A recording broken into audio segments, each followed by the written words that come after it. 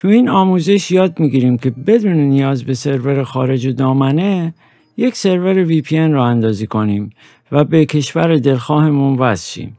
فقط به یه سرور توی ایران نیاز داریم. حتی سرورهای سندباکس اروان هم برای این کار جواب میده. بریم سراغ آموزش.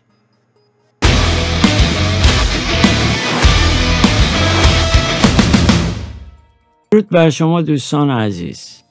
همونطور که گفتم میخوام یه سیستمی با هم دیگه یاد بگیریم که بدون نیاز به سرور خارج بتونیم به اینترنت آزاد دسترسی داشته باشیم و ازش لذت ببریم. من یه اسکریپت برای این کار نوشتم که شما دیگه نیاز نباشه دستوری وارد بکنید و فقط با یه خط دستوری که تو سرورتون وارد میکنید از این اسکریپت میتونید استفاده کنید. خب برای استفاده از این سیستم ما به یه XUI نیاز داریم. من اول XUI رو نصب میکنم و سرعت ویدیو رو میبرم بالا. مطمئنا همتون بلدید که یه XUI نصب کنید.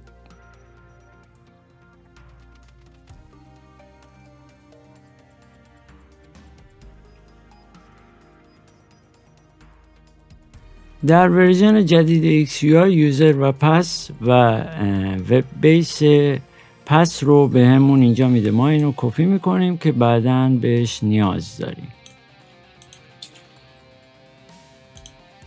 خب بریم برای نصب تورسینا. این کد رو کپی میکنیم و در سرورمون پیست میکنیم و اینتر میزنیم. خب به نوع اول که برامون باز میشه اینجا بهمون میگه که تور هنوز نصب نیست. اولین کاری که میکنیم یک رو میزنیم که تور و پکیج های مورد نیاز دیگه رو برامون نصب کنه.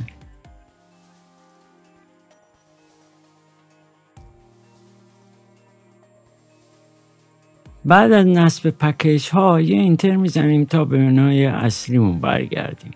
تو این اسکریپتی که من نوشتم برای مدیریت تور فقط با وارد کردن چند عدد هر کاری رو که نیاز باشه میتونید انجام بدید. بریم سراغ اصل آموزش. ما برای استفاده از تور به یه پورت نیاز داریم. بعد از نصب پورت اولیه ما 9050. ما برای اینکه بخوایم این پورت رو تغییر بدیم گزینه 7 رو وارد میکنیم و پورت مورد نظرمون رو وارد میکنیم. مثلا من الان برای امتحان میزنم 9055. دوباره که به منوی اصلی برمیگردیم میبینیم که پورت ما عوض شد. حالا برای اینکه بخوایم به یک کشور خاصی اتصال برقرار کنیم گزینه 8 رو وارد میکنیم. من چند تا کشور رو آماده گذاشتم و از اینا میتونید استفاده کنید. هم میتونید به طور رندوم از چند تا کشور استفاده کنید. مثلا میخواید شما فقط با IP ترکیه و فرانسه کانکت بشید، میتونید هم از ترکیه هم از فرانسه استفاده کنید یا فقط از یه دونه کشور استفاده کنید و اگر هم چیزی وارد نکنید خودش به صورت رندوم از یک کشور استفاده میکنه. من برای مثال میخوام از کانادا و آلمان استفاده کنم که برای وارد کردنمون فقط یه ویرگول بین کشورها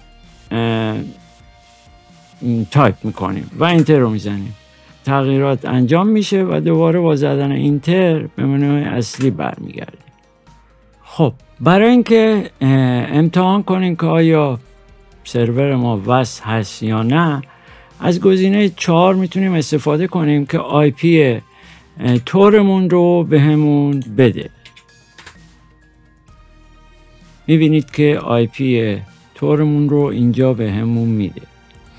کار دیگه که میتونیم توی این اسکریپت انجام بدیم اینه که کرون جاب براش تعریف کنیم. یعنی چی؟ یعنی اینکه بهش بگیم که مثلا هر 4 ساعت IP منو عوض کن، هر 1 ساعت IP منو عوض کن. برای این کار گزینه 5 رو انتخاب میکنیم و هر میزان تایمی که دلمون میخواد رو انتخاب میکنیم. من براتون 1 دقیقه، 30 دقیقه، 1 ساعت، 4 ساعت، 12 ساعت و 24 ساعت رو گذاشتم. من برای امتحان حالا میذارم رو همون 1 دقیقه. شما سعی کنید که تایم بیشتری رو استفاده بکنید برای این کار. برای اینکه چک بکنیم که تورمون همه چیزش اوکیه، گزینه 13 رو میتونید وارد بکنید که استاتوس تور رو بهمون بده که میبینید فعاله و همه چی درست کار میکنه. خب من یه توضیح اجمالی راجع به گزینه‌های دیگه بهتون بدم. گزینه 1 که میتونید اینستال، اگه بخواید تور رو آپدیت کنید گزینه 2 رو میتونید وارد کنید. اگه میخواید کلا پاکش کنید 3، 4 رو که گفتم، 5 رو گفتم، 6، 7، 8 هم میدونید. 9 تا 13 هم برای توره. میتونید استارتش کنید، استاپش کنید، ریستارت و ریلود کنید. 6 رو بهتون نگفتم، ببخشید. اگه میخواید که به صورت دستی آی پی سرورتون رو تغییر بدید میتونید گزینه 6 رو وارد کنید و آی پی رو براتون تغییر میده. حالا بریم برای وصل کردن به XUI. خب ما آدرسی رو که ذخیره کرده بودیم و اینجا وارد میکنیم تا وارد XUI مون بشیم. یوزر پس رو هم به همین ترتیب وارد میکنیم و لاگین رو میزنیم. اولین کاری که باید بکنید یه دونه اینباوند بسازید. مهم نیست از چه پروتکلی استفاده کنید و چه پورتی. مثلا من پورتش رو میذارم 10.10.1.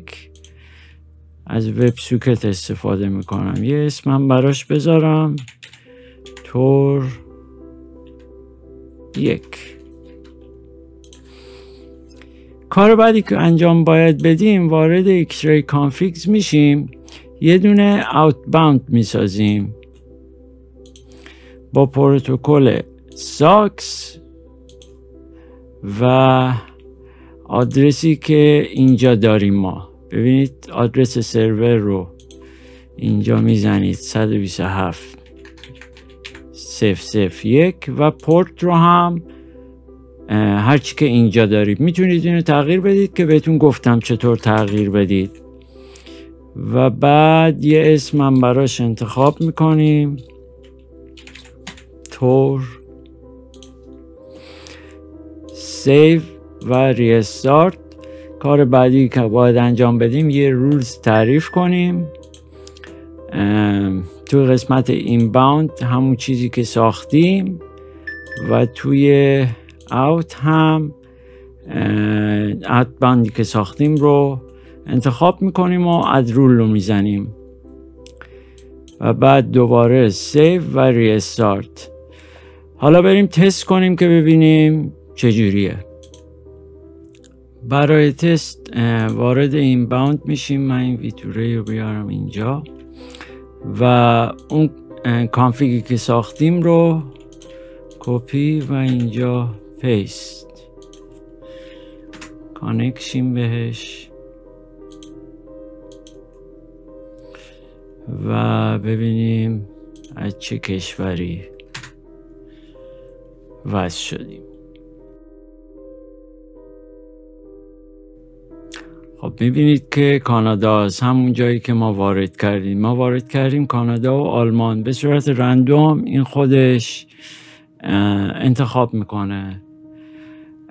اگه از این آموزش خوشتون اومده باشه و استقبال بشه من سعی میکنم که ورژن جدید این اسکریپت رو آماده کنم، کارهای دیگر رو انجام بده و گسترده تر بشه به قول معروف. موفق و پیروز باشید. روز خوش.